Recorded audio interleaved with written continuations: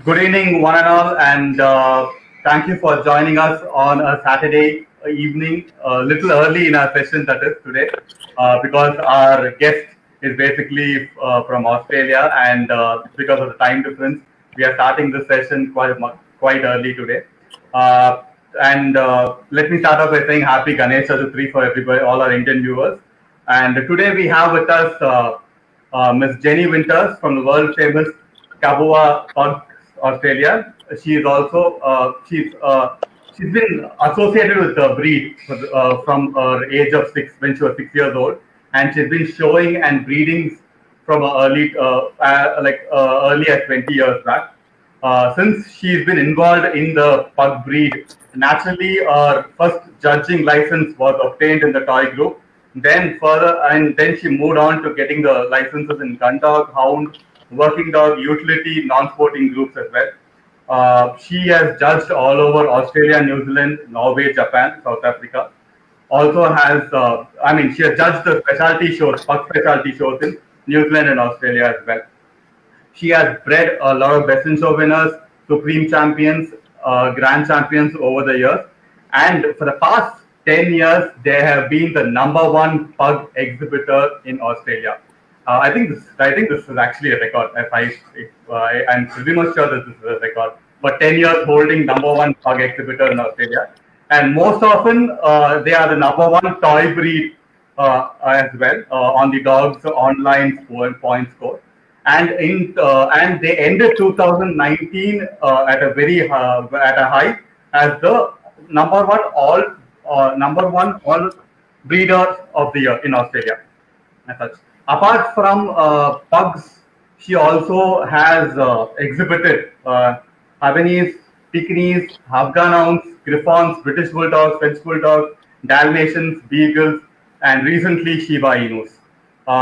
Jenny, thank you so much, and Petras Kennel Club, Siddhartha and Jayasimha, we welcome you to this lovely session on this breed.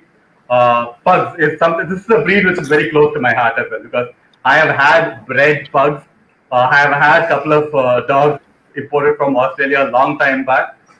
Yes, this is a breed that I love, and this is a breed that I would like to have going forth as well. Let's get into our session as well. This session this basically was aimed at in developing the knowledge, or rather teaching people about what purebred dogs are, or just not all the breeders as such, but regular novice people about what dogs are. And I think you are one of the best persons to talk about one of the famous breeds, I would say, in India, which became really popular in the last 20 years, I would say.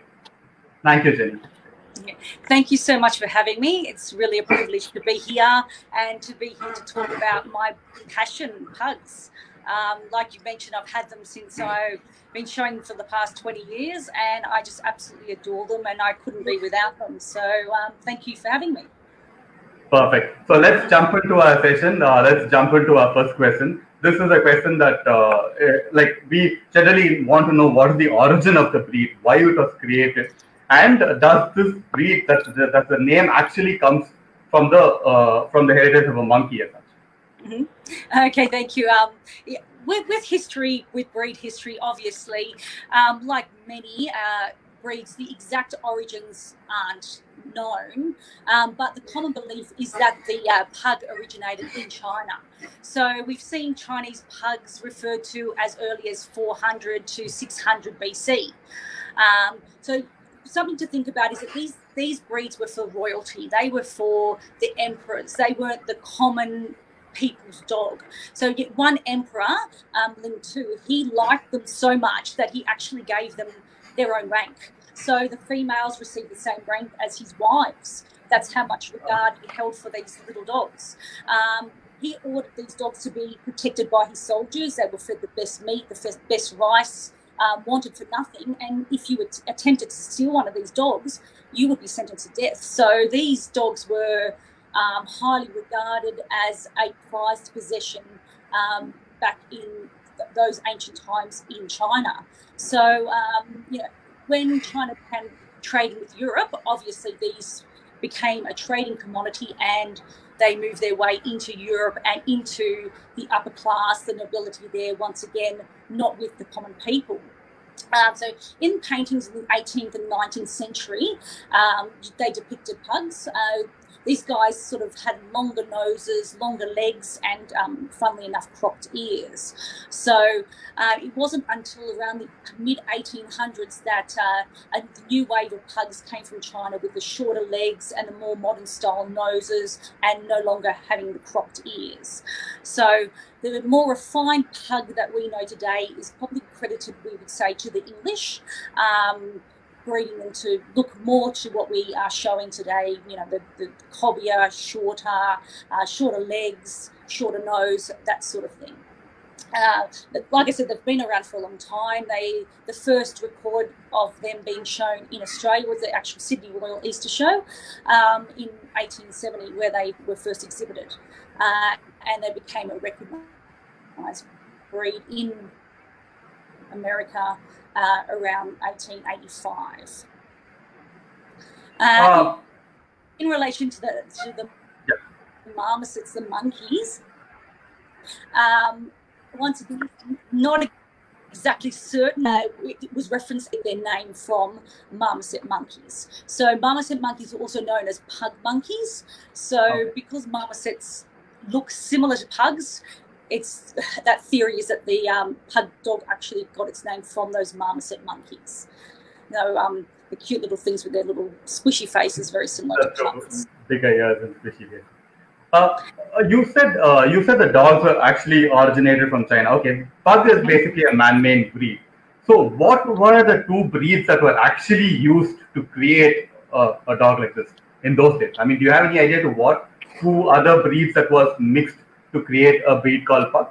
Yeah, very hard to say, because like I mentioned, they do date back to the early 400, 600 BC. So probably breeds that are no longer in existence today, and possibly the forefathers of things like the British Bulldog, the French Bulldog, all those sorts of, flatter face breeds. But it's next to impossible to say what breeds would make up this, and if indeed they are in existence today.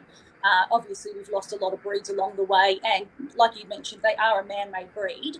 So they've been added to, tweaked, and along the way to get traits that we prefer, the flatter face, the shorter bodies, the shorter legs, that sort of thing.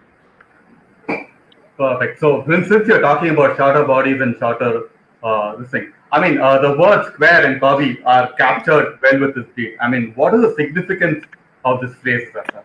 Why is it that only this breed is actually called cobby? I mean, cobby. Okay, so when you're looking at the overall picture of a pug, I probably want to say my word that comes to mind, other than cobby, is square. I think that's a really, really important thing to get into your head when you're looking at this breed, is that square, chunky little compact guy. And he should give this strong impression of squareness from when he's viewed from any angle, front, rear, side. And cobby means the short-bodied, thick-set, once again, square dog. So he's a chunky little guy. Multum in parvo, that's a phrase used to describe this dog, which means a lot in a little. So you've got a lot of dog in this little amount of space. So you're looking for a square, compact little dog with short, thick body, good bone and substance, and hardness of muscle. So, so that's what you're looking for, this little chunky steam train, really, all in one package. Now, like I said, so they should never appear low on leg, obviously, because, that will just ruin the whole balance, or long in back. Like I said, that squareness is extremely important. Which what really is important about the dog itself. Absolutely. And another thing that I tend to tell people when I'm teaching in relation to general appearance, it's not actually in the standard, but something that you should take into mind, is that a dog should appear masculine, and your bitch, even though it's she should display all the same breed characteristics as a dog, she should appear feminine. So when you're looking at them, you should say, okay, yes, that's a dog and that's a bitch. So there should be no confusion there. All right. So there should be a clear line of distinction, even if they have the same breed, character, and type. There should be a clear line of distinction between the male and the female. Absolutely. Like our next question was about Multana Paru, and the answer is already. We will go to another interesting aspect about the pug, the single twist and the double twist tail, and how much is this genetic as such in terms of the curls or the outcome of the puppies. Okay, so I'm finding in Australia now that we are really losing that double curl, and we're getting a lot of loose tails that you can see light through. And like you said, it is a really important hallmark of the breed to have that tight, double curl over the hip and not over the back. So it's that distinct hallmark of the breed. And we're also finding that we're getting lower set tails. So the tail must be over the hip and nice and high up. So you've got that little shelf behind. And yeah, it says in the standard, obviously, that the double curl is perfect, but a tight single or a 1.5 twist should not be faulted. I'll go on to the tail a little bit further on when we get sort of to the back end of the dog. If we could sort of just go back to the bodies, that would be fantastic. Thanks. Perfect. Now, you can actually talk about the thing. Okay, we'll go to the next question if you want me to. Then we will come back to this question. Well, you can talk about the breed characteristics and the temperament. Like, what exactly is a pug? What does a pug show in the ring? How does a pug show itself in the ring? Yeah, this guy is a charming little guy. This is such a charming little dog. He's happy. He's outgoing. He's like a clown, almost like a clown. He comes in the ring. He commands your attention. He stands there. He's lots of fun. Absolutely. They come in, they're naughty. I don't mind them being naughty at all. I find them lots of fun, jumping around clowns. A lot of people say that they're stupid dogs, but they're not. They're actually highly intelligent, stubborn, but they're willing to learn. They do agility, obedience, lots of different things. They are quite smart. One thing I do like to mention, because obviously it is a happy, outgoing little dog, that a pug should never be awarded in the ring with its tail down. So if a pug comes in, he's unhappy, he's got his tail down, he just doesn't want to be there, that's not a typical pug-like characteristic. So you should just, not award that dog at all. Of course, minor puppies, that sort of 6 to 9 month age, they can be a little bit unsure. Particularly, I find the bitches are a little bit more apprehensive, but that's more of a confidence sort of issue rather than a temperament problem. So you give them a little bit more leeway, but you shouldn't have an adult dog coming in the ring unhappy, because they have that outgoing, lively, happy temperament that you should see in this naughty little clown-like breed. Perfect. Yeah, I mean, this is a dog. Even if it's small, they tend to be a little. I wouldn't say hyper, but very energetic. They are. They're very I say they're very in your face. So they want to be on your lap. They want to be on your shoulder, on your head, wherever you are. They want to be, and they can very much be in your face and maybe a little bit annoying to other dogs, other breeds, because they are, like, play with me, be with me, give me attention, that sort of thing. Right. Okay. So we are talking about breed standards and how the dog and how the dog needs to be as such.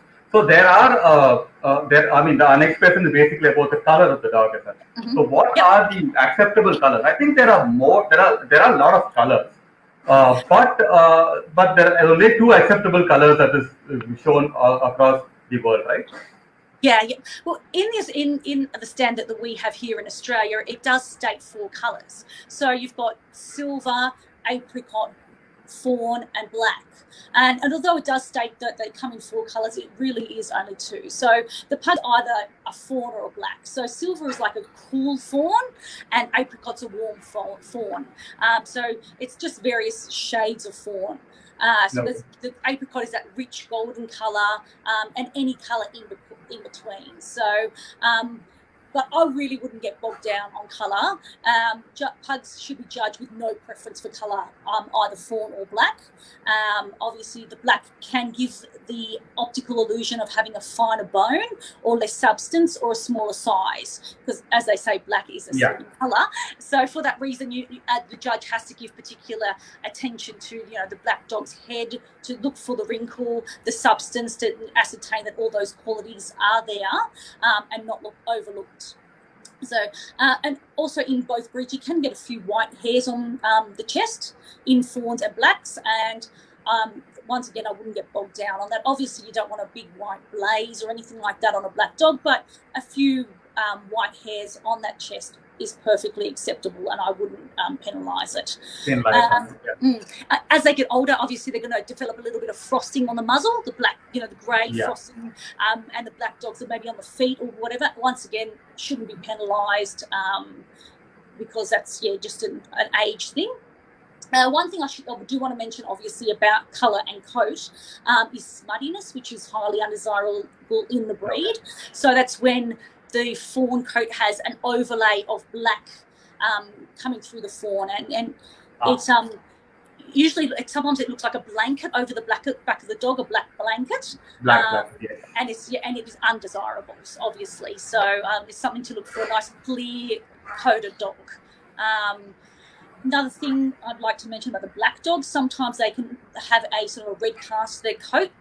I know my guys like lying out in the sun, and they can get a little bit of a sunburnt coat, so they might have a little bit of a red cast to their coat. Once again, you're judging the overall dog, and just to take that into consideration, it's not necessarily a fault. It's just a time of year sort of thing with the coat. No. We have a question in regards to that. Mr. Sudarshan has asked. I think we also had the same question. How important is trace on the pug? How important is what? Sorry. Trace. Well, it is a hallmark of the breed. So, it is obviously that's the trace, for those that don't know, is that narrow dark line that extends along the spine from the occiput right down to the tail. It's a characteristic that's actually largely disappeared now. It's not as seen as much as it was in the past. Obviously, it's a desirable trait, but once again, I wouldn't get entirely bogged down. You want to judge the dog as a whole, and it's just one thing. Obviously, having a trace is a lovely thing. It's the icing on the cake, but I wouldn't penalise it. Otherwise, excellent specimen for not having a dark trace.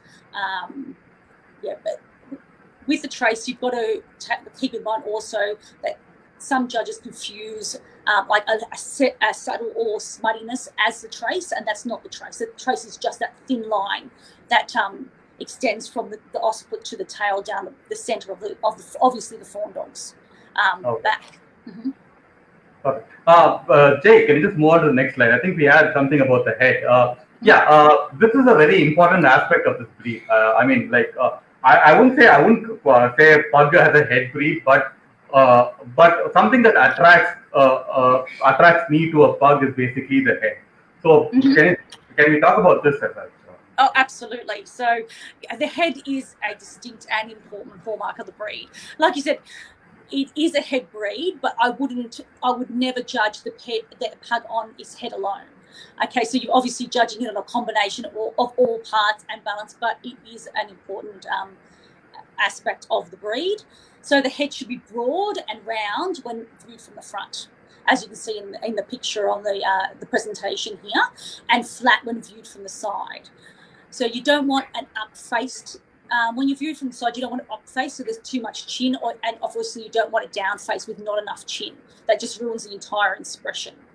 So a large head's essential, but also in saying this, a head that is so large to be out of balance, so the dog's appears out of balance, is as unappealing as a small head. So you don't want this massive gross head and this small body. A whole balance relative to the dog. So a smaller dog is going to have a smaller head than obviously a dog on the larger side is the standard. So as always said, don't just judge the dog on the whole thing, and you're not going to pick the dog necessarily with the biggest head because that might be, you know, your 10-kilo pug as opposed to your 6-kilo pug, which is going to have the smaller head.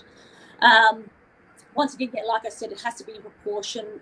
Balance is the key word here with the entire dog. So, and I also find when evaluating a pug's head and their expression and all the parts that go into that, it's sometimes a lot easier to judge this when the dog is on the ground. The pug feels a lot more comfortable on the ground rather than on the table. So I find, you know, once you let the dog move along around the ring, yeah, it comes back. You can have a better look at its head and expression on the ground.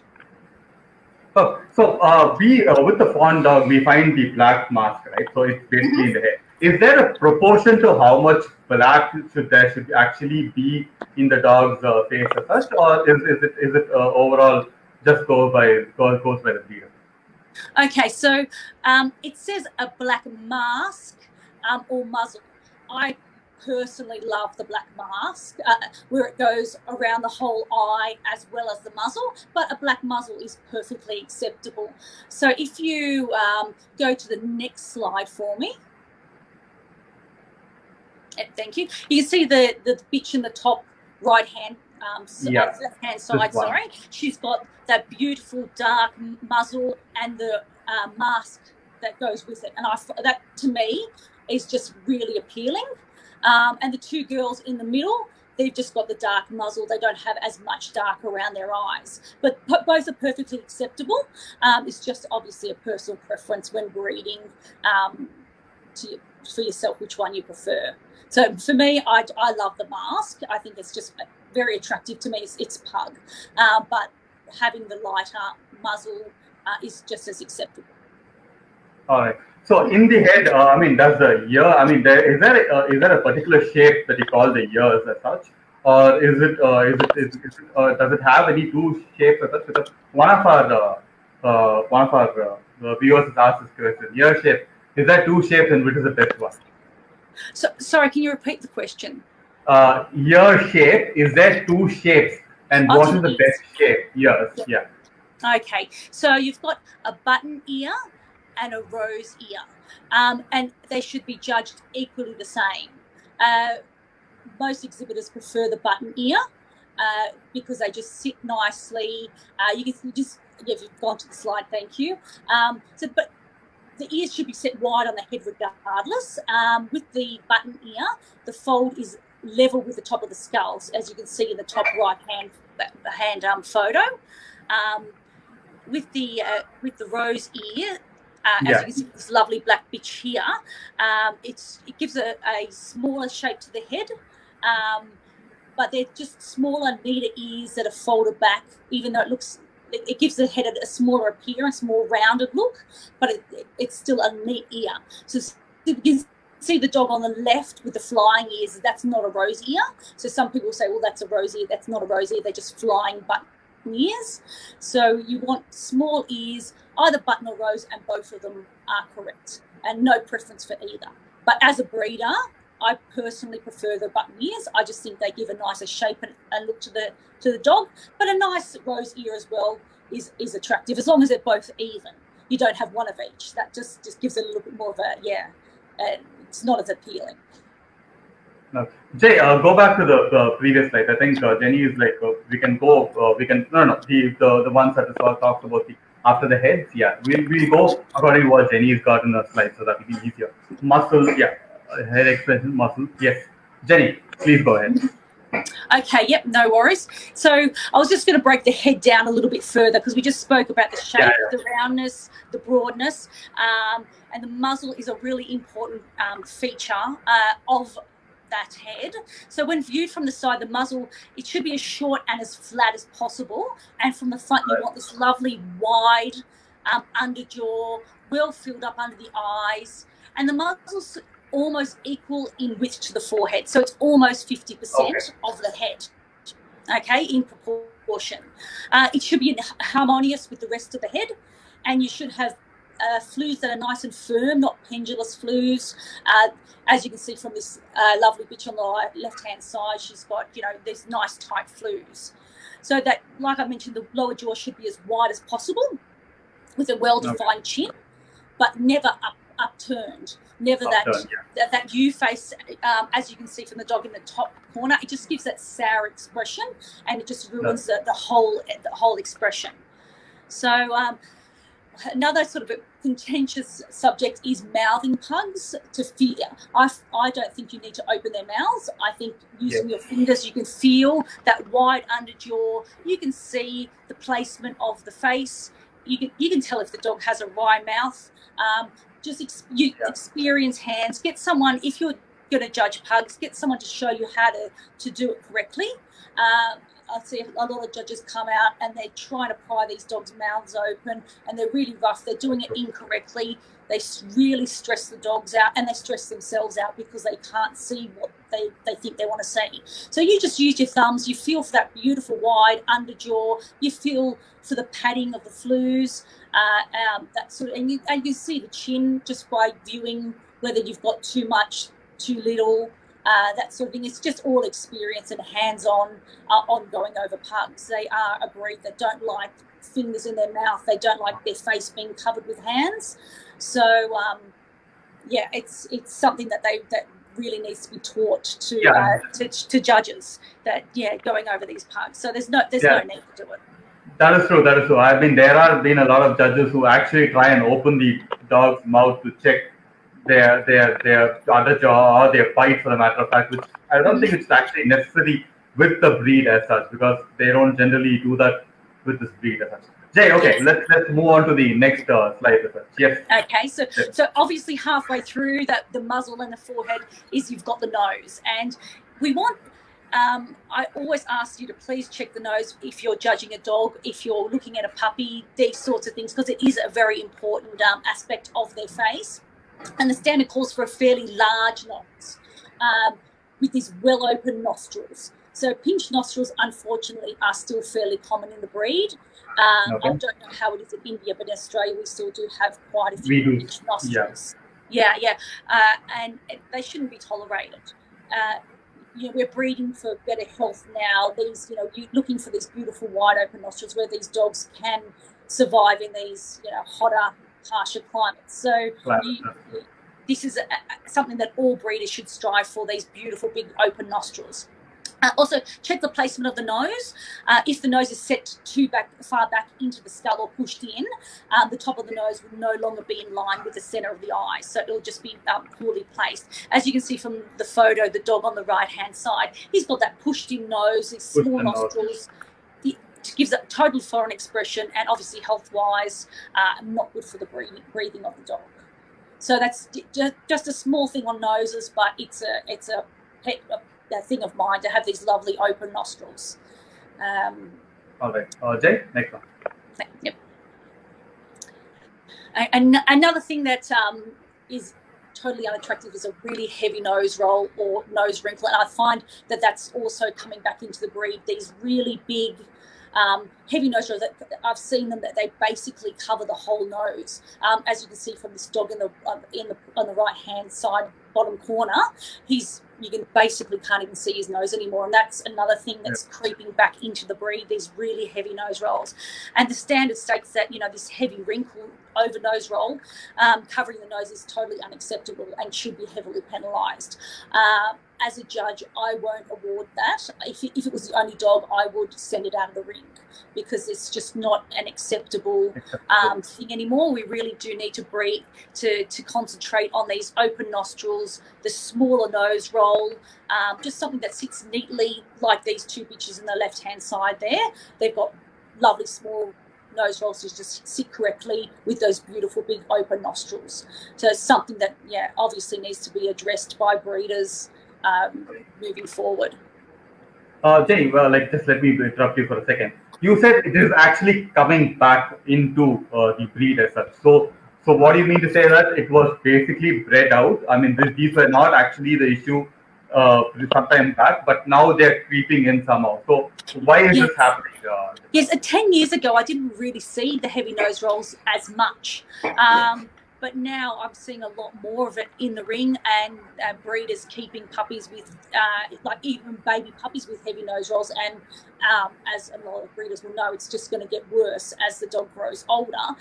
It's not going to disappear and suddenly become, you know, a nice nose roll. So I don't know what lines are being introduced to maybe imported dogs, what it is, but yeah, I think the breeders just have to be a bit more selective in what they're keeping, what they're breeding, and moving forward with these things, because yeah, it is an issue in the breeding. Yeah, something. This is if you're going to breed out this particular thing out of the dog, it's just basically it stays out. It doesn't generally come back in the lines later on or something like that. But if it's coming back, then I mean, this is not something that is penalizing in the standards as such, but it is basically for the improvement of the breed, right? Sorry, can you repeat the question? No, this is not something that is penalizing in the standards as such, but this is basically to improve the breed on the whole, correct? These nose rolls I'm talking about. Can you hear me?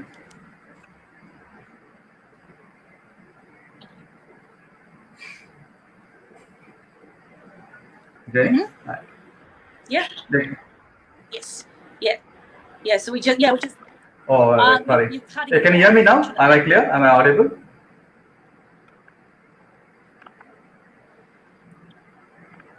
We seem to be having a small technical difficulty, viewers. Okay. Yes. All right. Okay. So we'll move on to the next slide as such. Not a problem. Jay.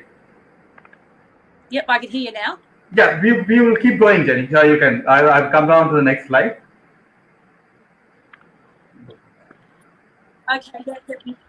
Okay, no worries. So, although the standard doesn't specify this either, we do occasionally get a broken nose roll or a split nose roll, and that's also undesirable because it gives that foreign look to the pug's expression. So that's another thing that I wouldn't keep an exhibitor dog. It's not a health issue, it's just obviously unattractive, and it doesn't give the correct pug expression. So I just thought I'd put that in there as well, because it's not mentioned in the standard, but those broken nose rolls or having no nose roll is also undesirable. Okay. All right.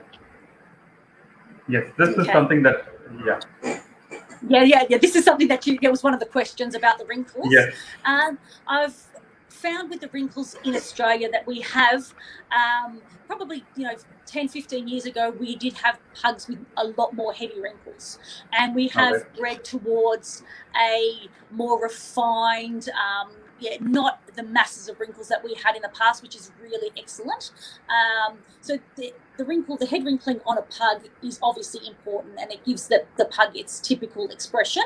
So the wrinkles on the forehead should be deep as opposed to being overdone or exaggerated. So you want a deep wrinkle as opposed to masses of wrinkles. So they come together and they form what's called a diamond shape or a thumb mark, which you can see in the fawn dog. So you can see the little bitch on the left-hand side. It's got that lovely feminine head and expression with the thumbprint diamond, whatever you want to call it. She's got that wide, blunt muzzle, correct placement of nose. She's just got that appealing head, and you can tell that it's a bitch. She's got that feminine look.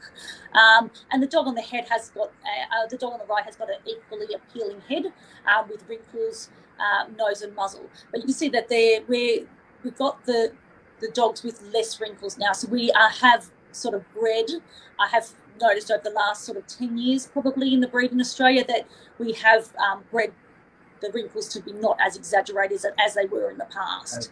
And body rolls and those sorts of things with the body wrinkles, they're all sort of a thing of the past that I haven't seen for a long time. All right. So Jenny, like I said, we have a question on wrinkles a little later on in our session as well. But the question was very specific to a breed that has got a lot of wrinkles, like Sharpeye. But Sharpeyes are now getting bred in such a way like where they're trying to take the wrinkles out totally for a lot of reasons. Do you see this happening with this breed in the years to come or going forward in the future as such? Will pugs also be, I mean, you say they have been bred to a lot lesser wrinkles than what they were 10 years back. So is this going down? Do you see a trend which goes down as such?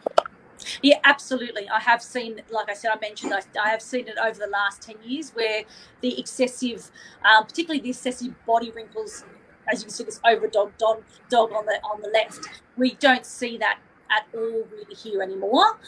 Where probably 15 years ago, 20 years ago, we did see these bigger, coarser dogs with a lot more wrinkles. Now we are seeing, more streamlined sort of pug with not as many body wrinkles, not as many head wrinkles, which is good. It's good for the breed.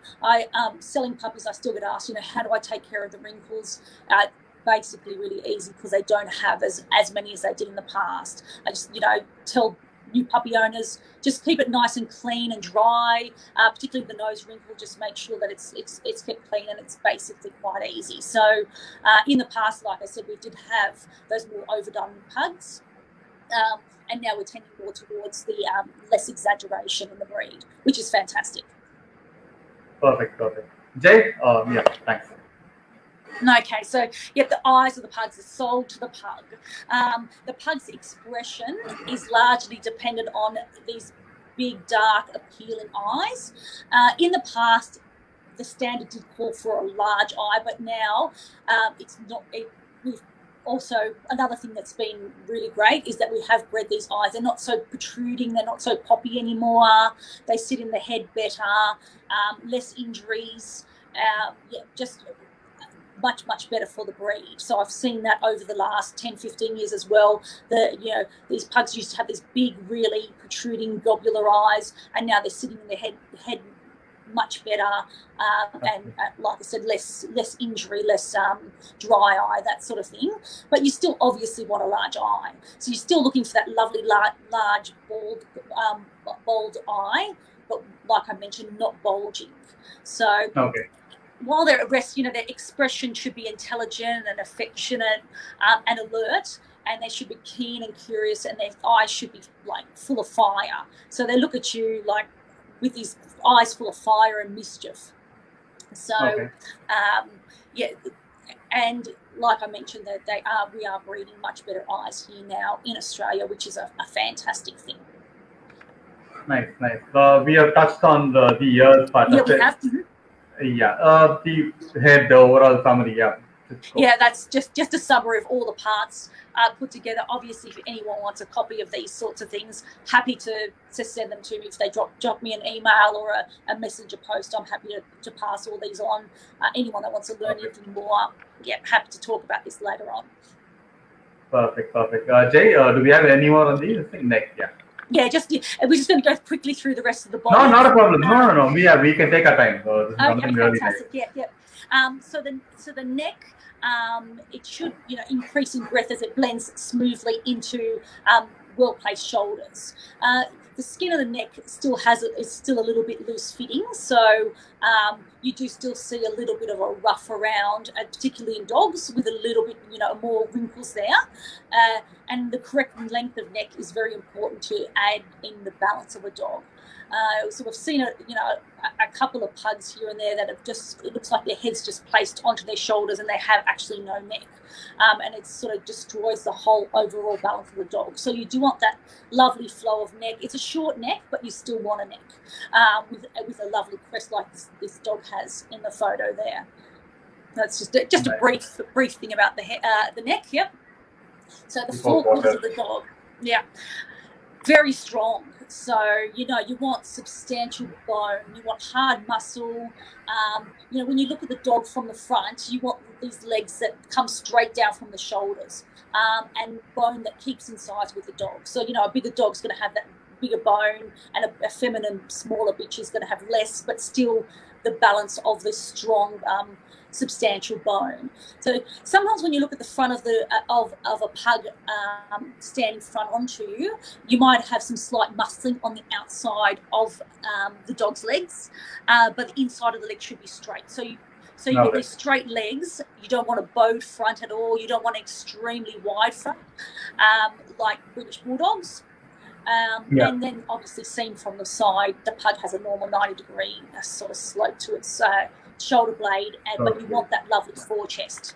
A lot of pugs now are sort of upright in front, and they're lacking that deep forward chest. So that's something that we're lacking a little bit too in Australia, that deep, lovely forward chest. That is true. Jenny, we can see two pictures. Jay, can you just go back a bit? This one. Yeah, we see the fawn dog and the black dog. Two different dogs, but they're stacked in a very different way. One is slightly more the angulations I'm talking about. So the black is slightly looks a little more compact and square. So what exactly is the right way to put the dog up on the stand on the table? Entirely up to you. I know in the States they have their dog more 3/4 on. Here in Australia we have them side on. I like a little bit more of a 3/4 because you can see the front and the head a little bit better. These two dogs that you're referring to, one's actually a dog and the other one's a bitch, and it was just how the photo was taken. But yeah, it's entirely up to you. I think here we're creeping in a little bit more of a 3/4 photo because you can see the head and the front of the dog, whereas side on you can't see any of those aspects really. So yeah, once again, there's no right or wrong. It's not like a Stafford where you do 3/4 on. It's entirely up to you. Yeah. All right, Jay, the next slide. Yeah. Okay, body. We did touch on this in general appearance, but yes. We'll go over it again because the body is important. It should, you get that strong impression of that thick set squareness, and a short back is obviously highly desirable. The top line's level from the withers to the height to the lovely high tail set.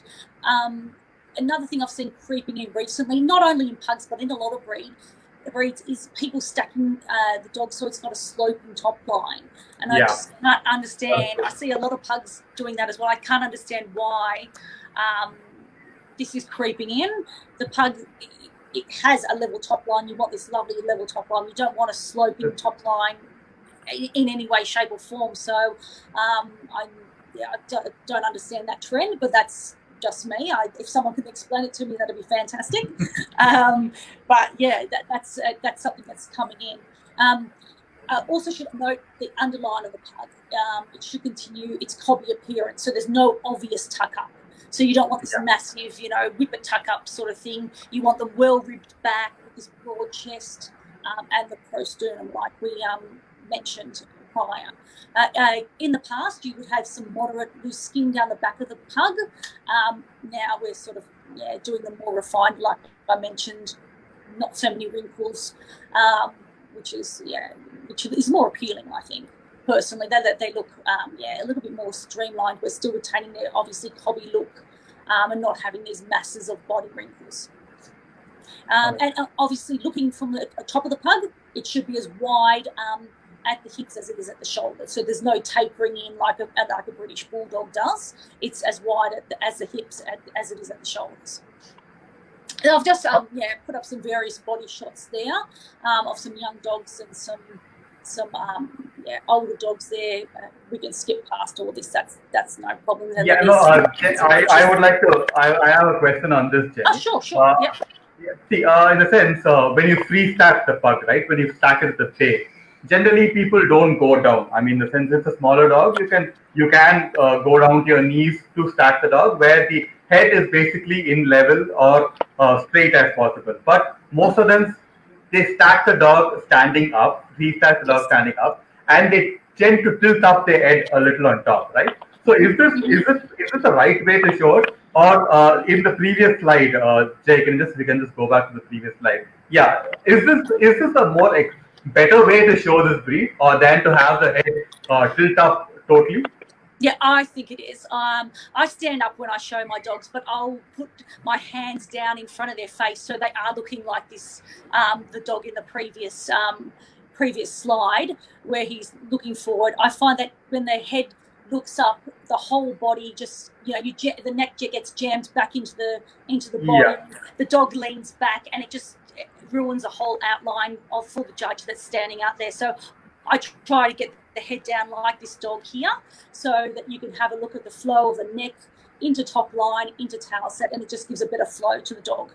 If you want to get down on the ground, by all means. I can't because my dogs will just jump all over me because they're crazy. But I have seen well-trained pugs where the handler will get down nearly in front of the pug, and it just looks like a perfect picture. But my dogs are totally crazy, so I just prefer to stand up in front of them. Right. Okay. Let's go to the next slide. These are examples of other dogs as such. Yeah, some pictures. Yes, just some bodies. Yeah, pictures. Okay. So obviously, moving on from the body, we're moving into the hindquarters. And a pug should have powerful, strong hindquarters with these large, full, muscular thighs.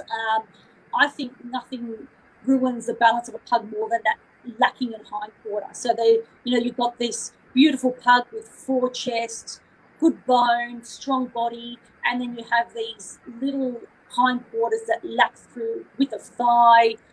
They lack turn of stifle. And it just ruins the total balance of the pug. So I love these hindquarters in this right photo. You've got the lovely width there, small hocks, a little bit of bum behind the tail. And like I said, nothing ruins the hindquarters, a dog worse than these little weedy hindquarters. So you want good muscles, good muscle tone, that sort of thing there, Perfect. Briefly on feet. So the feet are more oval than they are round. So, you don't want a hare foot and you don't want a cat foot. So they're sort of in between, more of an oval shape, and well split up toes, thick pads, and black nails.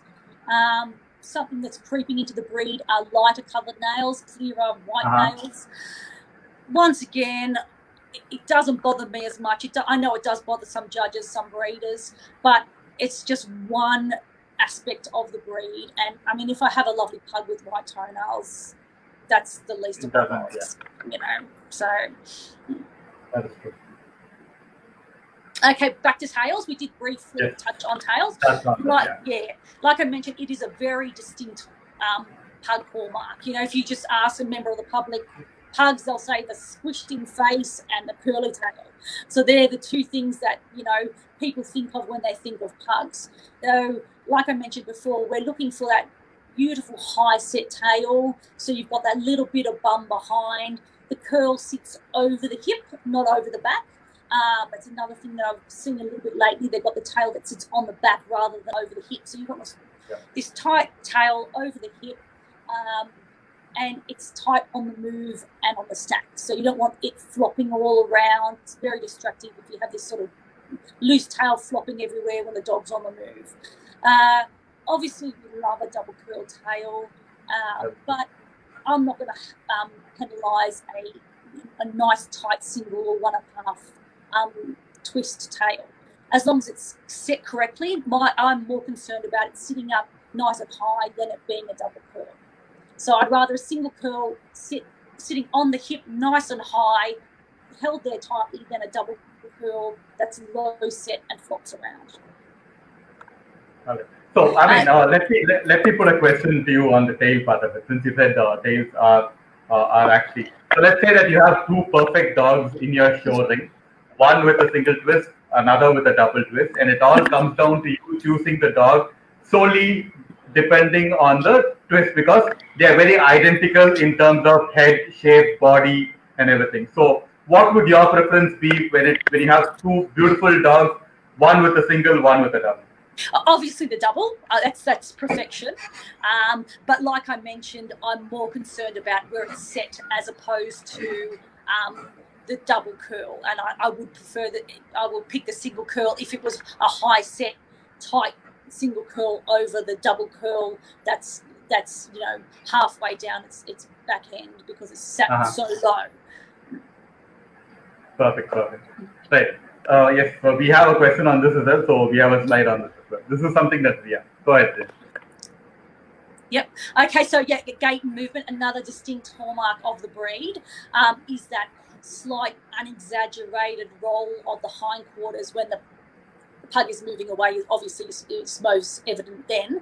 So Obviously, if the dog is built correctly, he's going to move out well. He's going to have that drive from behind, the reach in front, a smooth ground covering trot. Moving a pug, it's a ground cover. It's a ground covers the ground. A trot, you should be moving at a fast walk. You shouldn't be running with the pug. Right. It's still a toy breed. I see some people go 100 miles an hour around the ring, and the legs are just everywhere. It's a jumbled mess. You can't even see what you're looking at. And I find the people that move them faster tend to try to be hiding something in their dog's movement. So I'll always tell people to slow their dog down. And when you slow it down, you'll see that lovely roll a lot better than if they're going 1,000 miles an hour. So the top line obviously has to remain level on the move, like this lovely dog on the right here. And that roll of the hind quarters is a typical hallmark of that breed. So that slight roll, it's unexaggerated, it's only slight, but also to be noted that when the dog's moving away, the back legs do not cross over. So that's not a roll. They do converge a little bit, of course, but you're not going to have a crossover of that hind quarter.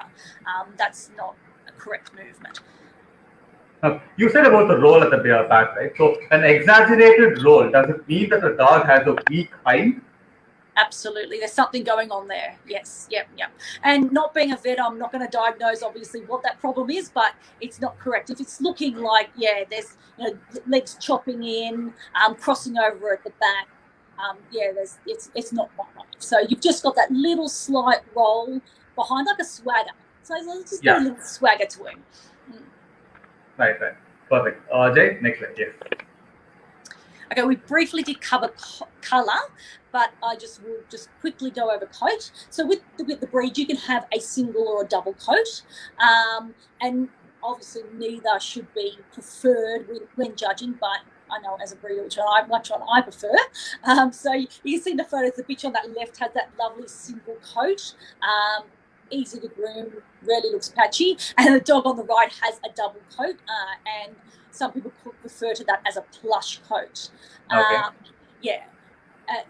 Like I said, whether it's single or double, there should be no preference, but with both of them, they should be smooth and glossy. So you don't want this harsh, woolly coat. It's a smooth, glossy coat, nice and sleek over the dog's body. Yeah, it's basically as I said, it's fawn. It needs to be in fawn in color, not brown in color. Yeah. So the bitch on the left is a lovely, clear coated fawn, and the dog on the right is a clear coated apricot colour dog. But both are the fawn. Neither of them are smutty. Sometimes when I show an apricot coloured dog like that, the one on the right there, I do get judges going, "Oh, I'd like it, but it's smutty," and they've got that misconception that the darker colour or the apricot fawn is actually a smutty colour, and I have to obviously tell them, no, this is not what you're looking for. You're looking for that black guard hairs that come through the coat. That's what smutty is. This is not. This is an apricot coloured pug. This is an apricot. That's true. Perfect. Yep. So you were talking about colours. Yes. Yeah, colour we've basically gone over. Like I said, in the standard here we have what's called the 4 colours, but they are basically only 2. You've got the range of the colours in the fawn and the black. So someone might not agree with that, but another thing we're having here now and all over the world is brindle pugs, and that is definitely not a colour. People that are breeding these brindle pugs are saying it's a recessive gene that's come back, and there's been some fantastic tales about why they've got so-called brindle pugs, but it's genetically impossible.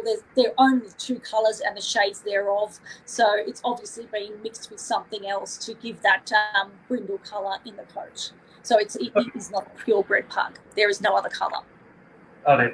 1 second. On the aspect of colours, let me ask you another question in terms of breeding in terms of colours.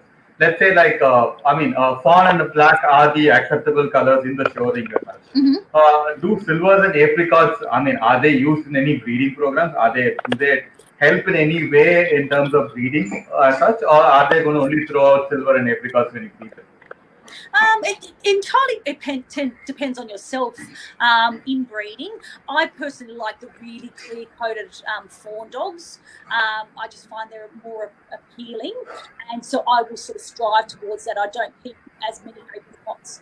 But some breeders love that colour and they love that style, so they'll go with that. So once again, it's just a personal preference, and because there should be no preference given to colour in the ring, it's the judges obviously find the clearer coated fawn types appealing as well. So over the last 10 years, a lot more judges are looking at the black pugs, which is lovely.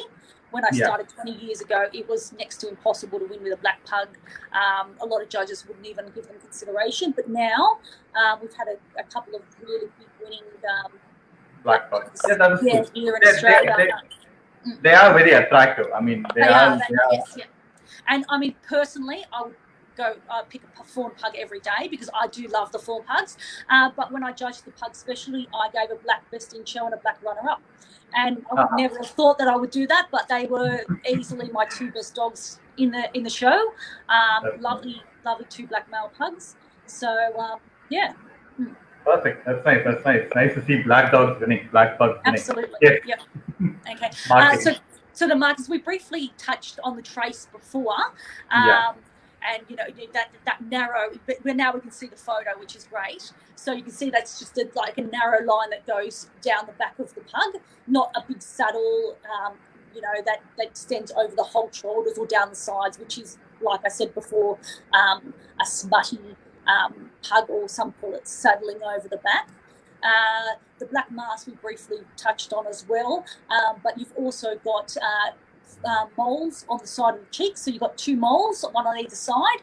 I don't know how clear these photos are for people viewing, but the bitch here in the middle's got lovely, you can see her lovely mole marks there. And then, like I mentioned before, that thumb mark or diamond on the forehead is obviously also a lovely hallmark of the breed. So you want dark black ears as well. They're soft like velvet. One thing to mention though, puppies can be born with lighter coloured ears, and even I've had puppies with lighter coloured nails, and as they grow, the pigment comes in, the ears become darker, the nails become darker, and that's a lot. I have to explain that sometimes to judges as well when they look at a 3-month-old puppy and say, look, I'd like better pigment. Have to explain that it will come as the dog grows older. I had a lovely blonde bitch that was very, very light as a puppy, and then as an adult she had this most stunning dark pigment. Nothing I did particularly, she just grew that pigment as they get older. I think the puppies generally are dark pigmented as they are grown. I mean, it's like only very rarely you find a light pigmented puppy as such, but in general I think the puppies are dark pigmented, and they generally grow out of the color to become that fawn, that rice fawn that you are basically talking about, right? Yes, yeah. Perfect. Please go ahead. Okay. So the last slide that I've got here is size. So the size states 6.3 to 8.1 kilos, which is pretty hard to find in the show ring. I find that the males tend to be around the sort of 10 kilo mark here in Australia now. And if you had a 6.3 kilo male, you would be really out of sorts in the open dog class. We rarely see those smaller size here, but you do have to remember that the pug is a toy breed. So, how much do you give on this? I've seen 16 kilo pugs being exhibited, like really massive dogs, and where do you draw the line to say, look, this is no longer a toy breed, it's, nearly as big as a French bulldog. So it is something that you have to take into consideration. There is a lot of big pugs out there, and to me, sort of the 10 kilo limit is probably enough for me with my boys. My girls tend to fit in the sort of 7 to 8 max kilo range, but yeah, a dog can be a little bit bigger. But like I said, they are a toy breed, so you really do have to take that into consideration when judging. If it's lovely, yes, but how much, bigger are you going to forgive? So, this is basically the weight of the dog. Is there a desirable height as well? No, there isn't. It only mentions weight. It doesn't mention height. So, but I mean, obviously the dog's going to be proportion in size. If it's a big tall dog with long spindly legs, obviously it lacks balance. So height's not a thing. But you're not going to have a small 6 kilo dog being too tall anyway. So but they generally tend to end up being taller. I mean, they don't end up smaller in size, but generally they too end up ending up being taller in size, right? Yes, yeah. So this dog here in this picture is just one of the most perfect pugs to me. I just think he's absolutely lovely, and he is a small size pug too. He fits into that size range, and he just typifies all the breed characteristics to me. I think he's just a lovely pug. Ah, that's nice. That's super. So perfect. Yeah, that is actually a very comprehensive talk about the breed standards. That's really nice, Rajani. I mean, as I said, this presentation is available. You can always write to her and get it from Ms. Jenny Winters. We'll move on to the next question. This is something that is, I think, that is there with this breed as such. As I said, the breed has got a very big face with a shorter nose. So how difficult is it in breeding and raising? What are your views on this? I think this is one of the main problems that the breed faces, that where it is almost banned in few countries now as such. Yes, yeah, absolutely. Of all the breeds that I've been involved in, I've bred, I've aided other breeders in breeding, I have found the pug by far the hardest. Many breeders now are opting for elective C-sections, elective Caesars. I think, a lot of breeders panic and they think their bitch is not going to be able to free whelp, or you have breech puppies, you have singleton puppies, you have puppies born dead, and they just want to eliminate that whole stress of whelping.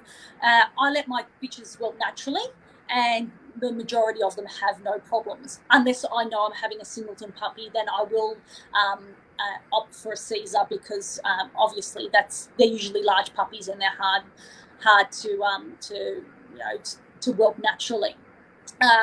With this breed, I personally don't leave them initially with their mother, so I will let the mother relax, and I will get up every 2 hours and put the puppies with the mum. So I have a temperature controlled ICU or humidified the crib where I put my puppies in, and then, like I said, it's a lot of work because I'm up every couple of hours feeding puppies, making sure everyone's fine.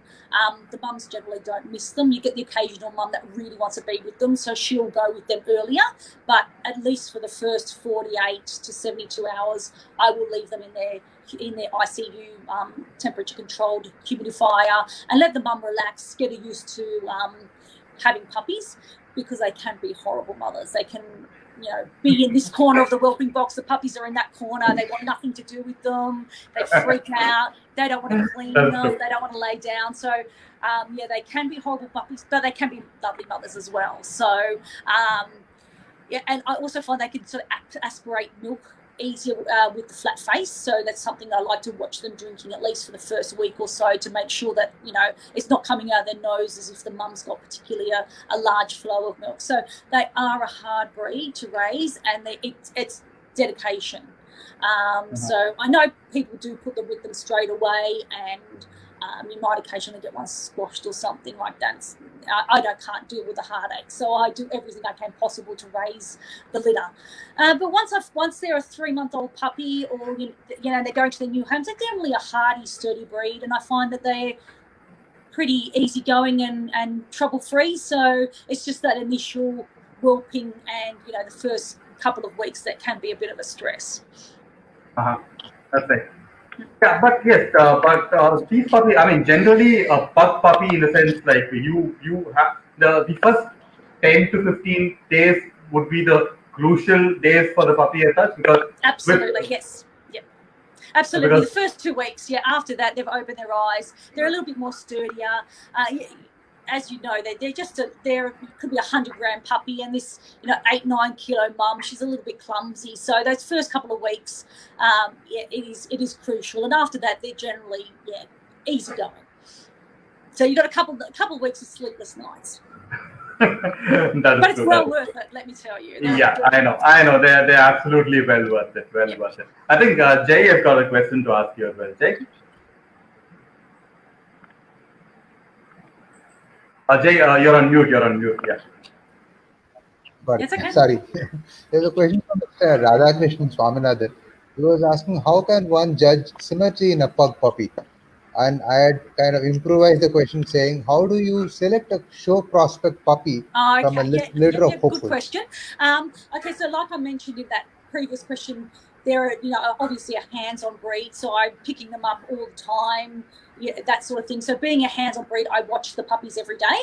I pick them up. I feel their balance in my hand. I find that very important from a young age. So I feel, do they sit nicely in your hand? That chest, are they, well ribbed back from the start? And around I watch puppies and I sort of know which ones I like from the beginning, and then obviously between 8 and 12 weeks I make my final choice. But there's obviously a large selection of criteria, and I'm very fussy.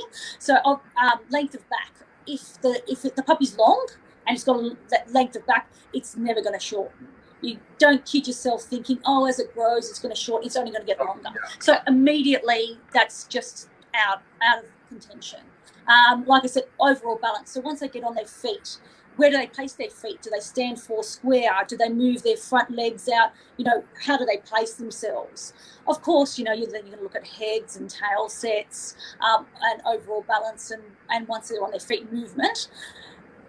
Obviously, I'm a bit lucky because I've been breeding for so long. I know my lines and I understand how they're going to change and grow. So someone might look at a puppy and go, oh, this is beautiful, and they'll go, why on earth are you picking this puppy? But I know what it's going to become from my experience. So if someone's getting into showing, I suggest that they find someone that's going to mentor them, someone that knows their lines, that will pick a really nice puppy for them to start with, and they know what they're doing, rather than the new exhibitors going out and going, oh, I like that one because it's a pretty colour, or it's whatever, or it's from a big winning sire. Trust someone that knows their lines and what the puppy's going to become. Because I find at sort of 8 weeks, then they'll go through their ugly period like all breeds do, and then they'll come back to what they were at 8 weeks. Perfect. Jenny, since you briefly touched on this topic as well in terms of inbreeding, line breeding, and outcross, what are your views on this? How does this actually help with the improvement of the breed, or ironing out the certain issues that you pointed out in the breed as such? Yep, sure. Okay, so to me, breeding's a combination of all of those. I'm going to outcross when I want to get features that I don't have in my particular lines, and I want to improve them. So I might bring in a dog to shorten my backs, to fix my coats, whatever, and then I want to line breed and cement those traits in. When I'm bringing in import, I'm looking for a dog that I not only like the look of, but I want to, it obviously has features that I want to add to my kennel, but I want a dog that throws these features. So I don't want to just say, oh, okay, I like this dog, it's got a short back, but then when it produces these long back puppies or whatever. So I want to see progeny from this dog before I bring it in, see what it produces, because like they said, the proof is in the pudding. You could buy a top winning show dog. If it produces nothing, then you've had a couple of years of a lovely show dog, and that's it. So every dog that I bring in, I've been watching that dog, watching those lines, seeing what it produces. I'm just not going to go for a dog because it's a massive winning one. And every dog I've brought in has added fantastic things to my kennel, and I can't thank those breeders enough for sending me these lovely dogs. And also they've produced lovely puppies with other breeders. So they might have a different style to me, but this dog cements its type in there, and that's what I'm looking at. So, and I'm also a big believer, if you like a dog, use its sire. So, its sire produced it. So why not go straight to that dog rather than this, youngster that's a top winner in the ring at the moment? It may not produce anything good, but its father produced it. So maybe perhaps look at the sire rather than the dog that you like. Perfect. So since you're talking about breeding, I would like to ask you this. So how much, would you say is the importance to have bitches in your kennel for breeding, or would you say have the males and get the bitches from outside, because Jay is a strong believer in having bitches in the kennel than the males as such. Absolutely. I always keep advocating on the tail bitch line. I keep advocating on the tail bitch line. A good bitch is I think a good bitch is worth 10 good dogs. So a good bitch and a good bitch line is so important in your kennel. You can't stress that enough. You can find an outside stud dog that you like, but to get a kennel of really good bitches, that's where you've struck gold.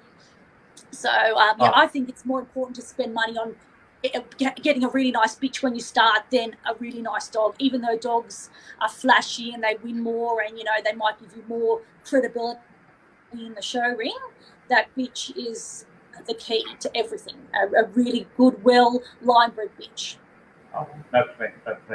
So let's move on to the next question. This is something that is there on everybody's mind. What are the health issues that a pug faces, and is there any testing that is available? Genetic health conditions that is there prevalent, and testing programs where you'll be able to find it, solve the problem, or reduce it at an early age as such.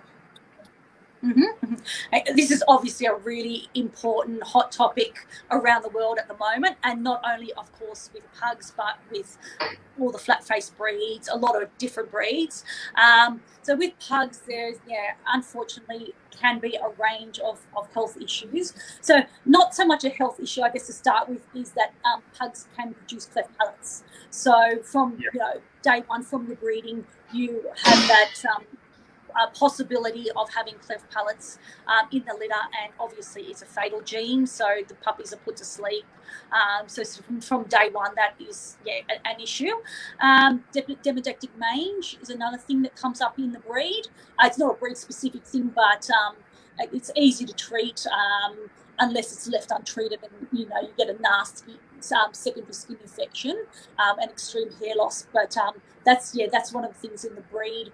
Not so much in recent years, but when I first started breeding, I did have a little bit of that in the lines. I did find that, but recently, probably the last 10 years, not so much. So I don't know what we're doing right, but it seems to be going in the right direction in relation to mange. Of course, you have a range of different things that are found in all breeds, like luxating patellas, hip dysplasia, leg perfsies, hemivertebra. Not necessarily breed-specific things, but things that crop up now and then in the breed that obviously has to be dealt with. And then, unfortunately, you have pug-specific diseases, such as probably the biggest thing that worries pug breeders is pug dog encephalitis, or PDE. It's a little understood disease. It's a disease of the brain. It causes the pug to have seizures, loss of muscle control. They pace in circles. They press their head, and it's unfortunately a fatal disease which has no known cure. So when a dog is diagnosed with PDE, they have days, maybe weeks, if they're lucky to live. There's a slow progression PDE and a rapid progression PDE, but either way, it's fatal. Is it genetic? Is PDE actually a genetical disease? Is there any test that you can do? It's little understood. There is a testing that there is tests that we can do for PDE. It's got to be sent to America. But unfortunately, there's no definitive answer. So you get back your result, and it's either the dog's got less likelihood of developing the disease, or a greater risk of developing the disease. So unfortunately, there's no cure and there's no definitive test. So it's something that obviously is being looked at, researched, that sort of thing. But it is a pug-specific disease. So it's pretty sad because, like I said, it's a really rapid progression from diagnosis or from onset to death. And I have had a pug that had it, and she was tested, and she was in the best range category, the NN category, which means they're much less likely to develop it. And she was 5 years old, and just suddenly had a seizure, had another seizure, took her to the vet, and she was gone in a week. Had an autopsy, of course, because we want to, you know, and my vet was just unheard of for a 5-year-old, which that isn't that great category to develop it. So unfortunately, like I said, it's one of those diseases that we don't know enough of, and hopefully in the future there will be some answers to it. So at this stage, we just can test and try to breed for the better results, but it's not a definitive result, unfortunately. Okay. Yeah. Sorry. Please go ahead. Please go ahead. I can Sorry. Yeah. We've also there's also another thing that's a pug specific, which is pug myopathy. It's more recently recognised as well. It's a spinal cord condition, believed once again to be unique to pugs.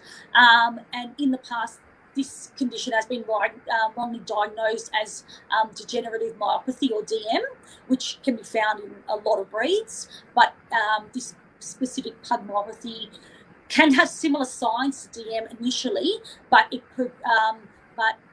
generally only affects the hindquarters of a pug. So they start by initially dragging their feet, maybe staggering, having trouble jumping, and then they usually become incontinent, lose the use of their back legs. Some people put them in wheelchairs and, you know, do massage and therapy. But that's another thing that unfortunately can strike a pug. Usually when they're older, but it can happen when they're young as well. And once again, there's no test for this, unfortunately. So it's a lot of research being done in the States, but no definitive answer to that one either, unfortunately. You were talking about the eyes part of it, right? Yes. The bulging eyes. The bulging eyes is a major issue, like in the sense of, I mean, I've said, like as the breed has come down the line, like in the last 20 years, we have seen a lot of dogs being bred out of the bulging eye. But this bulging eye also has a lot of medical related problems, right? Oh, absolutely. So like I mentioned before, obviously the bulging eye, dry eye, because they can't close their eyelids properly. So even when they sleep, they might sleep with their eyes open or partly open because of the bulging eyes. Thankfully, we are reducing that here in Australia, but you still have common eye problems with pugs.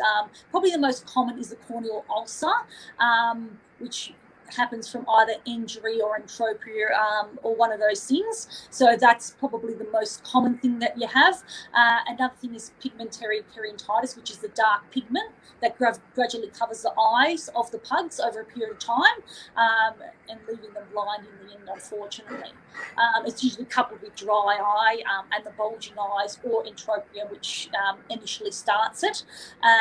There is treatment for that though, if you catch it early, you know, cyclosporin and another drug that the name escapes me at the moment, that actually stops the spread of the pigmentary keratitis. And you can do surgery, but that's not a long-term. They tend to find that it does tend to come back even if it's removed surgically. So, and once again, no genetic testing for this condition. It generally comes on in older dogs, but I have seen it in young dogs as well. All right. Since we are in the topic of the health-related problems as such, my other question would be like, let's say like we have a question. That's basically what I'm going to put up on our screen as well. I mean, your country and my country, we have a very tropical kind of climate. And how much does it an artificial environment, cooled environment help with this dog? Because they seem to, I mean, with the tropical climate comes a lot of humidity and heat, and these dogs face a lot of problems in breeding. So how much does this AC as such do justice to the breed? Yeah, breeder or owner, obviously. In summer, where we are here, it can reach 42 degrees. So, yeah, we have it quite hot here. Thankfully, we're not as humid in where I particularly live, but in far north Queensland, even lower parts of Queensland, obviously Darwin, all the top part of Australia, it does get very humid, and pugs suffer particularly in the humidity. So, air conditioning is really a must, I think, for anyone that lives in these hotter places. for pugs. I know everyone can't have air conditioning, so obviously you're going to have some sort of cool area for the pugs to go. Methods you can use are, cool towels, wet towels, tiles, fans, that sort of thing. But I couldn't live without my air conditioning and the pugs. Some cope much better than others, but some, once it hits sort of 30, 35, they're not particularly comfortable with the heat. So the air conditioning does, play a part. And I've been to India, love India, and it does get very hot over there. So, I think anyone that's considering owning a pug or breeding pugs has to really be in that position to have air conditioning or some sort of cooling system for their dogs. Okay. My question in regards to this, Jenny, would be like, see, you said air conditioning is an important thing for the breed because the temperatures can get really high. But how do you condition a show dog? See, invariably what happens is in India, I would say, like let me talk about my own country, we have our show season during the summer, basically. So because most of our shows happen outdoors, we have our show season during the summer season. So what happens is I used to keep my dog inside a car with the AC turned on the entire time. So he's quite comfortable inside a car with the AC turned on. As soon as you bring him out into the ring, I get a window of 10 to 15 minutes where he's going to be active with his tail up. Then the tail automatically goes down because it's hot. So how do you condition a dog to actually to this kind of a climate as such? Yeah, that is the difficult thing, especially if they're living in air conditioning all the time. My guys will only come into the air conditioning if it's really particularly hot because we like to show in summer as well. And that is the problem. I do see pugs that clearly live in air conditioning, only shown in winter over here because they really do struggle in the summer because they live in that constant, 21, 22 degrees or whatever they're in. And once it hits 30 degrees, they just can't cope with it. So if you want to show in summer, I think you do have to have that line where you go, well, okay, it's becoming too hot. They can come into the air conditioning. But if it's not particularly hot, it doesn't need to be on. My pugs love lying in the sun. They'll be in the sun even in 30 degrees, some of them. So I let them, unless I can see that it's hot and they need to come into the air conditioning, they're going to be enjoying the warmer weather. So I think, you do have to keep that in mind if you want to show the dogs because, you have that, like you said, that window opportunity. And then once they get in the ring, they're too hot, they're panting, their tail goes down, they're just not happy. Cool coats help, cool coat on the dog, but still, that, like you said, it's only that small time. So we do have to keep that in mind, that you just can't keep them in air conditioning 24/7, unfortunately, if you want to show them in summer. So and we love showing in summer. I'm a summer person. I don't like this cold weather, so I'm out there in the heat. So I do keep that in mind with my dogs. So Right. Let's go on to a couple of our viewer questions that has come through. Sure. One we have from Mr. Radhakrishnan Swaminathan. Is taping tails recommended or desirable? I mean, taping. So taping tails to get a curl. Yes. I've never really done that. A recent trend is to shave the tail when they're a baby puppy to get the excess hair off. So that the belief is that the excess hair being removed, they can curl into a tighter curl. And I've done that a couple of times. Whether it works or not, who knows? But taping, I think, unless you know what you're doing, you could possibly damage the tail. How tight are you going to tape it? What are you going to tape it with? So I don't know if I would do that unless I particularly knew what I was doing and which way the tail was naturally going to grow. Because I don't want to force it to go in, maybe particularly people that want it on the show side and the tail turns on the other side. I'm not going to force it to go unnaturally in, because it is part of the spine, obviously, and you don't want to do any permanent damage there. So personally, myself, I would not be comfortable with doing that. All right, perfect. We have another breed stand related question. This is from Mr. Sendel. Hi, ma'am. I want to know the correct standards for the bite of a pug. I have seen pugs missing scissors and molars. Is it accepted in the ring? Okay. So the correct bite of a pug is undershot. Like I said, we don't, over here, you don't open the mouth of the pug, so we're not going to be counting teeth. And nowhere in the standard does it say it should have full dentition. So as long as you've got that correct width of the jaw, you don't want to see any teeth sticking out. You don't want to see tongue protruding. I mean, if I happen to open a pug's mouth and see a couple of teeth missing, I'm not going to, be penalising that, but I'm not going to be opening the mouth anyway. So as long as you've got that undershot mouth with that lovely wide underjaw and correct chin and everything's placed correctly, that's what I'll be looking for. They're known to have horrendous teeth anyway. They're not a breed that you generally give bones to, so their teeth aren't particularly great at the best of times anyway. That's it. So we have another question. This is from Sudarshan. What is the basic difference between the pugs bred in the United Kingdom and the US? Because the people in America kind to overdo a lot of things. So is there?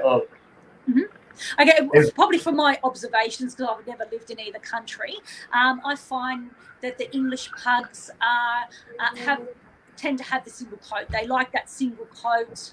I love it too. But yeah, they tend to have their dogs are a little bit longer in back and a bit more. I find their heads are bigger and they've got a little bit more wrinkling. With the American pugs, I find them to be super short, but I do find a lot of them lack fore chest because they've made them super short. They sort of are a little bit upright in rear and front.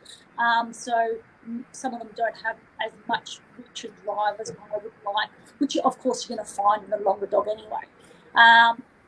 Once again, just observations, so I'm not speaking for all breeders over there. I find they like their double coat, their plush coat, and they do a lot of scissoring of that plush coat. Whereas over here, you might tidy up the pants a little bit, but I've seen exhibitors do a full scissoring job over the pug, down the neck, underline, sides, everything to shape the pug to more what they want with that plusher double coat. So they do look quite different, the two, the English pug and the American pug. I like both, and I've actually got a blend of both over here in my kennels. So mine aren't totally American type, they aren't English type, they're a combination of to what I like. So I do, like I said, I prefer that single finer coat. That's just my personal preference. But I do love the shortness and the chunkiness of those American pugs. That's right. So we're just about running out of time, Jenny. I would like to have one last question from you. This is a question that we generally ask all our guests that will come over. The 3 best dogs that you have owned, bred, or showed. And according to you, which is the dog or a bitch that has influenced the breed to this extent? It can be like from anywhere in the world. And first, I would like you to answer the 3 best dogs of your kennel that you owned or bred. The 3 best dogs. So dogs I bred or dogs I've brought in? Bred, bred. Because as a breeder, I think that would be the highlight of your absolutely. of the kennel. Okay. I had a little dog. He probably about 8 years ago. His name was Orson. He was out of a Tanger Toppins dog that I brought over, and he was my love. He was winning best in groups and from minor puppy. So from 6 months on, he was just and a small little cobby dog, the correct size. Fantastic mover, lovely head, and he became a supreme champion. He was called Kabova, Mr. Perfect Gentleman. He was just a lovely little dog. I had a bitch called Shorty, and she was in one of the photos before, and she was just everything I wanted in a little bitch. Short hocks, lovely short back. Can we see the dog, Jay? Okay. Let me just have a look, and I'll tell you where she was. I've got to go back. Can you just put up the other thing? We would like to see which dog is it. So if you go to Wrinkles, she's the head on the left side. One sec, Jenny. We're just loading up the.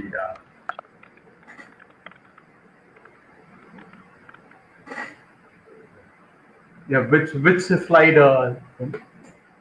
If you'd given me some warning, I could have got some photos for you.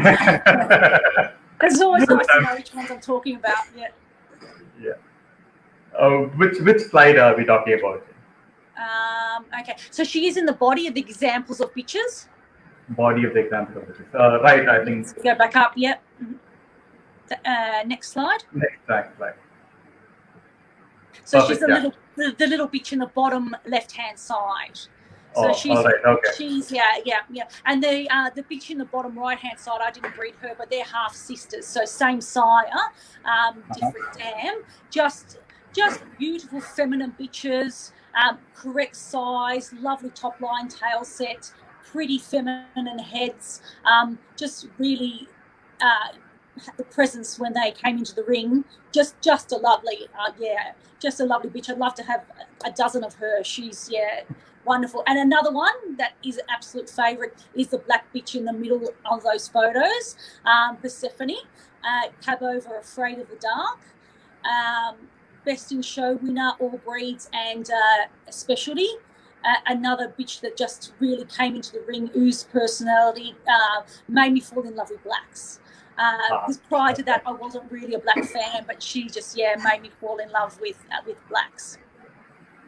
Nice. Okay, there were two parts to this question. The first part that you answered. The second part is which dog or a bitch that comes up to your mind when you say this dog or the bitch has actually influenced this breed as such? That anything that pops up in your... So probably thinking Australia here.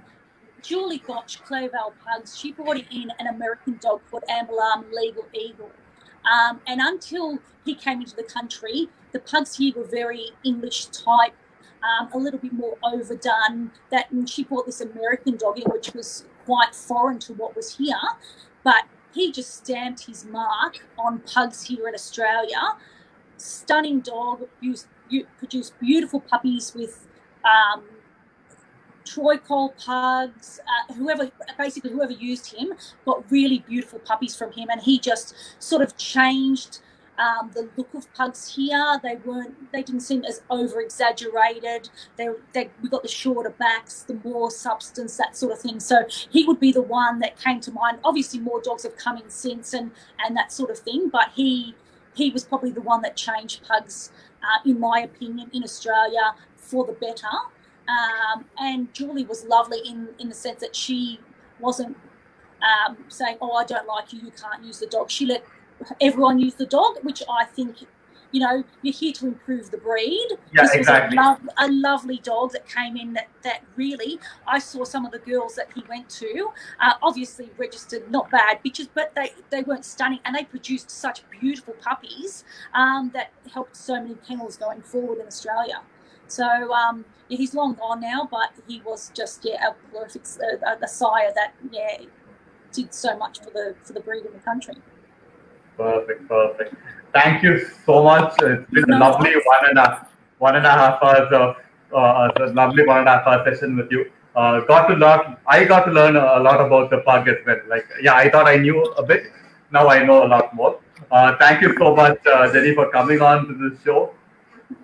No, my pleasure. Absolute pleasure. And like I said, if anyone wants any more questions, wants copies of the slide or anything, more than happy to help. Just drop me an email or hook up on Facebook, and happy to help anyone. Perfect. So, ladies and gentlemen, viewers, you heard it from Jenny Winters. So, if you want to know about the breed, you want to talk about the breed, she's more than willing to help out. You can always catch her up on Facebook, and yes, we can help you as well. Thank you so much once again, Jenny, for joining us in this lovely session.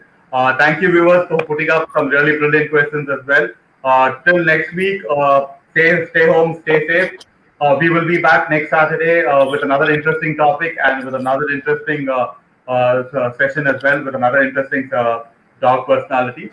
So until then, see you. Good evening and bye. Bye.